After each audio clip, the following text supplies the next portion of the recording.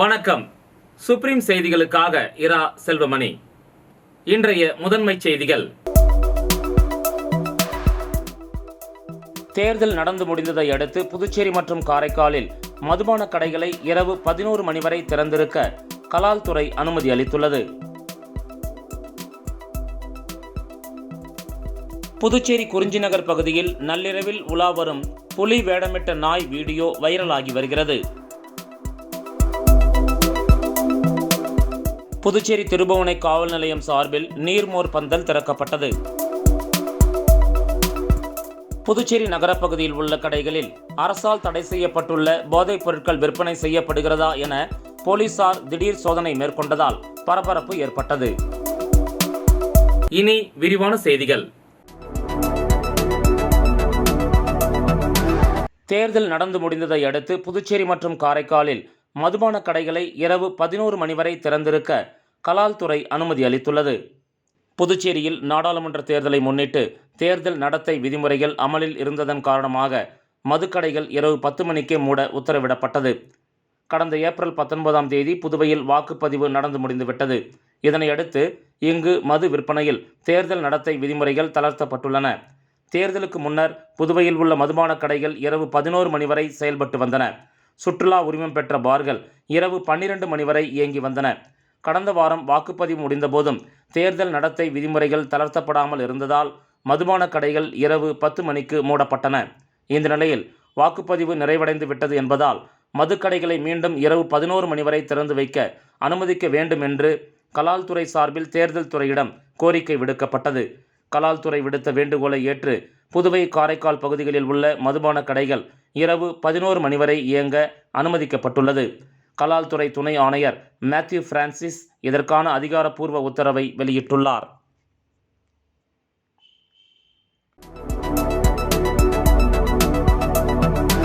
புதுச்சேரி குறிஞ்சிநகர் பகுதியில் நள்ளிரவில் உலா வரும் புலி வேடமிட்ட நாய் வீடியோ வைரலாகி வருகிறது.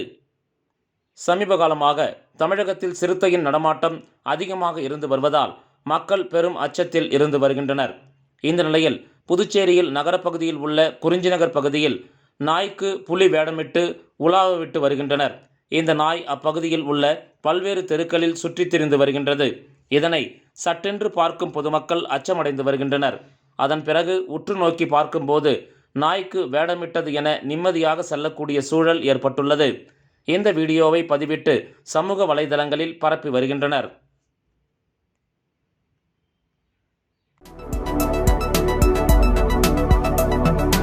புதுச்சேரி திருபுவனை காவல் நிலையம் சார்பில் நீர்மோர் பந்தல் திறக்கப்பட்டது. புதுச்சேரியில் கடந்த சில நாட்களாக கோடை வெயிலின் தாக்கம் அதிகமாக உள்ளது. இந்த நிலையில் கோடை வெயிலிலிருந்து பொதுமக்களை பாதுகாக்க புதுச்சேரியை அடுத்த திருபுவனையில் காவல்துறை சார்பில் நீர்மோர் பந்தல் திறக்கப்பட்டு பொதுமக்களுக்கு தண்ணீர் பொட்டில்கள், நீர்மோர், குளிர்ச்சி தரக்கூடிய பழ வகைகளை வழங்கி வருகின்றனர். திருபுவனை காவல் நிலைய உதவி ஆய்வாளர் இளங்கோவன் மற்றும் காவலர்கள் இதற்கான பணிகளை செய்து வருகின்றனர். காவல்துறையினரின் இந்த பணியை பொதுமக்கள் வெகுவாக பாராட்டி வருகின்றனர்.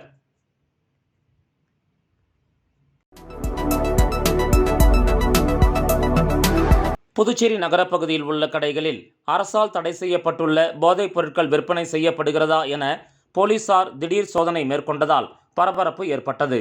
புதுச்சேரியில் கஞ்சா விற்பனை நாளுக்கு நாள் அதிகரித்து வரும் நிலையில் அரசால் தடை செய்யப்பட்டுள்ள போதைப் பொருட்களும் தங்கு தடையின்றி விற்பனை செய்யப்பட்டு வருகின்றன. இந்த நிலையில் பெரிய கடை காவல் நிலைய எல்லைக்கு உட்பட்ட பல்வேறு கடைகளில் இன்ஸ்பெக்டர் ஜெய்சங்கர் தலைமையிலான போலீசார் ஹான்ஸ், குட்கா, கூல்லிப் உட்பட போதைப் பொருட்கள் விற்பனை செய்யப்படுகிறதா என திடீர் ஆய்வு மேற்கொண்டனர். மேலும் சட்டவிரோதமாக போதைப் பொருட்களை விற்பனை செய்தால் கடும் நடவடிக்கை எடுக்கப்படும் என வியாபாரிகளுக்கு எச்சரிக்கை விடுத்தனர்.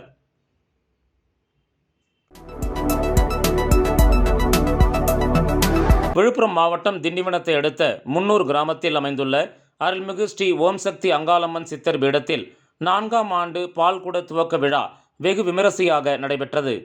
விழுப்புரம் மாவட்டம் திண்டிவனத்தை அடுத்த முன்னூர் கிராமத்தில் அமைந்துள்ள அருள்மிகு ஸ்ரீ ஓம் சக்தி அங்காளம்மன் சித்தர் பீடத்தில் 4ஆம் ஆண்டு பால்குட துவக்க விழா இன்று நடைபெற்றது. இதற்காக இன்று காலை முதலே கோபூஜை, சண்டி ஹோமம் உள்ளிட்ட சிறப்பு பூஜைகள் நடைபெற்றது. இதனைத் தொடர்ந்து முக்கிய நிகழ்வான பால்குடம் எடுத்தல் நிகழ்ச்சியில் முன்னூர் கிராம குளக்கரையில் இருந்து சக்தி கரகம் ஜோடிக்கப்பட்டு 100க்கும் மேற்பட்ட பக்தர்கள் கலந்து கொண்டு பால்குடம் எடுத்து கிராமத்தின் முக்கிய வீதிகளின் வழியாக வந்து அங்காளம்மனுக்கு நேர்த்திக்கடன் செலுத்தினர். இந்த நிகழ்ச்சிக்கான அனைத்து ஏற்பாடுகளையும் ஸ்ரீ நவசக்தி டெம்பிள் ட்ரஸ்ட் நிறுவனர் நவீன்குமார் அடிகள் செய்திருந்தார். மேலும் இந்த விழாவில் சுற்று வட்டார கிராமங்களில் இருந்து 500க்கும் மேற்பட்ட பொதுமக்கள் மற்றும் பக்த கோடிகள் கலந்து கொண்டனர். மேலும் இந்த நிகழ்ச்சியில் சிறப்பு விருந்தினர்களாக செஞ்சி டிஎஸ்பி மற்றும் திண்டிவனம் டிஎஸ்பி சிறப்பித்து வைத்தனர்.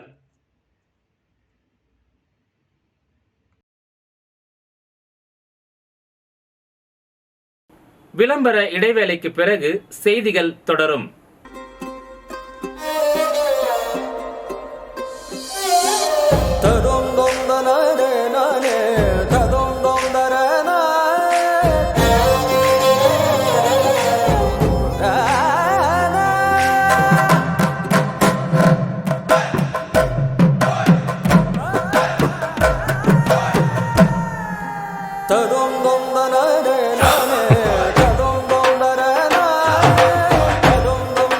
One India, one emotion. Weddings by Joe Salukas. செய்திகள் தொடர்கின்றன. புதுச்சேரியில் 3 மாத இடைவெளிக்கு பிறகு வரும் ஜூலை 1ஆம் தேதி முதல் மீண்டும் விமான சேவை தொடங்க இருக்கிறது. புதுச்சேரி லாஸ்பேட்டையில் உள்ள விமான நிலையம் 2013ஆம் ஆண்டு திறக்கப்பட்டது. இந்த விமான நிலையத்திலிருந்து பெங்களூரு உள்ளிட்ட நகரங்களுக்கு விமான சேவை தொடங்கப்பட்டது. பின்னர் போதிய வரவேற்பு இல்லாததால் பல்வேறு ஊர்களுக்கு இயக்கப்பட்ட விமான சேவைகள் ரத்து செய்யப்பட்டன. கடந்த ஆண்டு அக்டோபரில் பெங்களூரு மற்றும் ஐதராபாத்துக்கு மீண்டும் தொடங்கப்பட்ட விமான சேவைகளையும் கடந்த 30ஆம் தேதியுடன் ஸ்பைஸ் ஜெட் நிறுவனம் நிறுத்தி கொண்டது. இந்த நிலையில் வரும் ஜூலை 1ஆம் தேதி முதல் ஹைதராபாத் பெங்களூருக்கு இண்டிகோ நிறுவனம் விமானங்களை இயக்க இருக்கிறது. இதற்கான முன்பதிவு வரும் ஜூன் மாதம் தொடங்க உள்ளது. இதேபோல் ஏர் செடா நிறுவனம் புதுச்சேரியிலிருந்து சேலம், கோவைக்கு விமான சேவையை தொடங்க இருக்கிறது. இந்த புதிய சேவைகளுக்கு புதுச்சேரி விமான நிலைய அதிகாரிகள் ஒப்புதல் அளித்துள்ளதாக தகவல் வெளியாகியுள்ளது.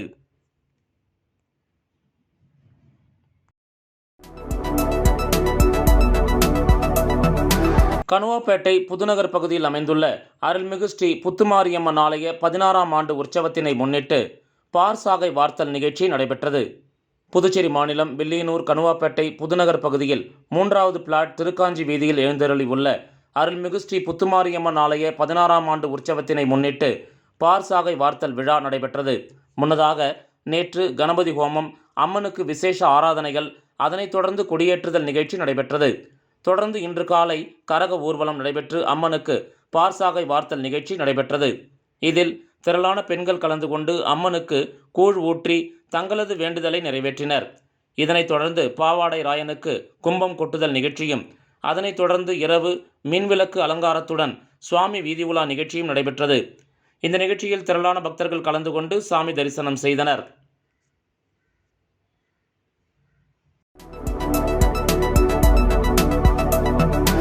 கோடைக்கால வெப்பத்தால் மண்பானைகள் மக்களிடையே அமோக வரவேற்பை பெற்றுள்ளது. கோடைக்காலம் துவங்கியதும் மண்பானை மூலம் தண்ணீரை இயற்கையாக குளிர வைத்து பருகுவது வழக்கம். அந்த வகையில் தற்போது கோடைக்காலம் தொடங்கியதால் புதுச்சேரியில் மண்பானை விற்பனை சூடு பிடித்துள்ளது. அதனுடன் ஜக்கு, குவளை போன்ற மண்பாண்ட பொருட்களும் விற்பனைக்கு வந்துள்ளன. குழாய் பொருத்திய மண்பானை 50 முதல் 500 ரூபாய் வரையிலும், ஜக்கு போன்றவை 200 ரூபாய் வரையிலும் விற்கப்படுகிறது. பிளாஸ்டிக் கேன்களுக்கு மாற்றாக விற்பனைக்கு வந்துள்ள குழாய் பொருத்திய மண்பானைகள் மக்கள் மத்தியில் வரவேற்பை பெற்றுள்ளன. மேலும் இதுகுறித்து மண்பாண்ட தொழிலில் பத்மஸ்ரீ விருது பெற்ற புதுச்சேரியைச் சேர்ந்த முனுசாமி கூறுகையில், மண்பாண்டத்தின் பயன் என்னவென்றால், மண்பாண்டத்தில் உணவு சமைத்து சாப்பிட்டவர்கள் 100 அல்லது 120 வயது வரை வாழ்ந்துள்ளனர். மண்பானையில் தண்ணீர் ஊற்றி வைத்தால் தண்ணீரில் இருக்கின்ற அமிலத்தன்மை, உப்பு ஆகியவற்றை இந்த மண்பானை உறிஞ்சி தூய்மையான நீரை கொடுக்கும். இது மட்டுமில்லாமல் மண்பாண்டங்களில் உணவு சமைத்தால் அந்த உணவு 3 நாட்களுக்கு கெடாமல் இருக்கும். தற்போது மண்பானை என்ற கலாச்சாரம் அழிந்து வருவதாகவும், மீண்டும் இந்த மண்பானை கலாச்சாரத்தை கொண்டு வந்து ஆரோக்கியமாக வாழ வேண்டும் என்று கூறிய அவர், பிளாஸ்டிக் மற்றும் கழிவுகளால் பல்வேறு விதமான நோய்கள் மனிதர்களை அதிகம் தாக்குவதாகவும், அவற்றை தவிர்க்க வேண்டும் என்றால் மண்பாண்டங்களை அதிகம் பயன்படுத்த வேண்டுமென கூறினார். மினரல் வாட்டர் வாங்கி குடிப்பதை விடுத்து மண்பானையை வீட்டில் வாங்கி வைத்து அதில் தண்ணீர் ஊற்றி வைத்து அந்த தண்ணீரை குடிக்க வேண்டும் என்றும், இந்த வெயில் காலத்தில் குளிர்ச்சியாகவும் தண்ணீர் கிடைக்கும் என கூறினார். மேலும் இன்றைய காலகட்டத்தில் நெகிழிகளை அதிகம் பயன்படுத்துவதால் உலக வெப்பமயமாதல் அதிகரிப்பதாகவும், இதனால் பெண்களுக்கு கருச்சிதைவும், ஆண்களுக்கு விந்தணு குறைபாடும், குழந்தையின்மை போன்ற பிரச்சனைகளை ஏற்படுவதாகவும், இவைகளை தவிர்க்க வேண்டுமென்றால் நமது முன்னோர்கள் காலத்து வழிமுறைகளான மண்பாண்டங்களை பயன்படுத்த வேண்டும் என்று அவர் கூறினார்.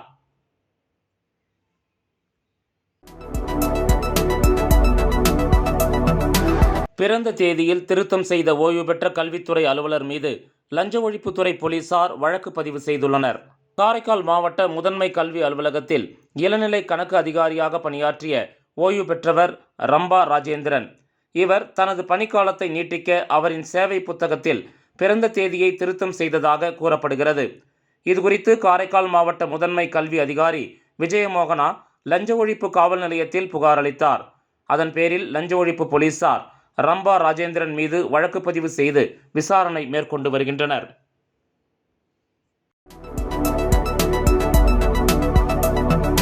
புதுச்சேரியில் உள்ள குற்றப்பதிவேடு ரவுடிகளின் நடவடிக்கைகளை கண்காணிக்கும் விதமாக பல்வேறு பகுதிகளில் வசிக்கும் ரவுடிகளின் வீடுகளில் போலீசார் வீடு வீடாக சென்று சோதனை மேற்கொண்டனர்.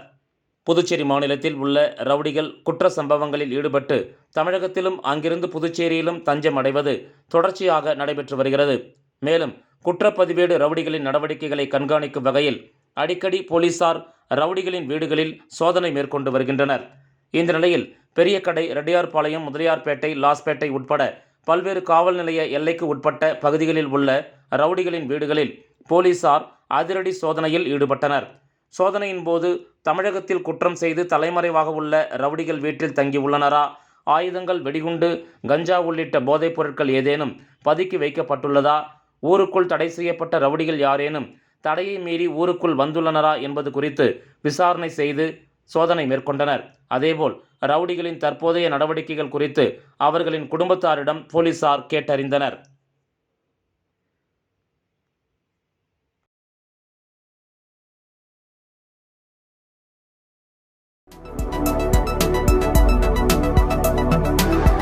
ஏலச்சீட்டு நடத்தி சுமார் 1.30 கோடி மோசடி செய்த தம்பதியினரை கைது செய்ய வலியுறுத்தி கோரிமேடு காவல் நிலையத்தை பாதிக்கப்பட்ட மக்கள் முற்றுகையிட்டதால் பரபரப்பு ஏற்பட்டது. புதுச்சேரி சஞ்சீவி நகரைச் சேர்ந்தவர் ரத்தினம், இவரது மனைவி முத்தம்மாள். இவர்கள் சுற்றுவட்டார பகுதிகளில் உள்ள பொதுமக்களை சேர்த்து ஏலச்சீட்டு நடத்தி வந்துள்ளனர்.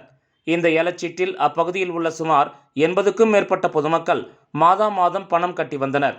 மொத்தம் ரூபாய் 1.30 கோடி வரை பணம் கட்டியுள்ளதாக கூறப்படுகிறது. இந்த நிலையில் சில மாதங்களுக்கு முன்பு ரத்தினத்திடம் பொதுமக்கள் ஏலச்சீட்டு பணத்தை கேட்டுள்ளனர். ஆனால் பணத்தை தராமல் ரத்தினம் இழுத்தடித்து வந்துள்ளார். இந்த நிலையில் 60க்கும் மேற்பட்ட பொதுமக்கள் ரத்தினத்தை கைது செய்ய வேண்டும் மற்றும் பணத்தை மீட்டுத்தர வலியுறுத்தி கோரிமேடு காவல் நிலையத்தை முற்றுகையிட்டு போராட்டத்தில் ஈடுபட்டனர். இதனையடுத்து போலீசாரின் அறிவுறுத்தலின்படி பாதிக்கப்பட்டவர்கள் புகார் அளித்ததை தொடர்ந்து இன்ஸ்பெக்டர் பாலமுருகன் தலைமையிலான போலீசார் வழக்கு பதிவு செய்து ரத்தினம் மற்றும் அவரது மனைவி முத்தம்மாளை கைது செய்து விசாரணை மேற்கொண்டு வருகின்றனர். மீண்டும் முதன்மை செய்திகள்.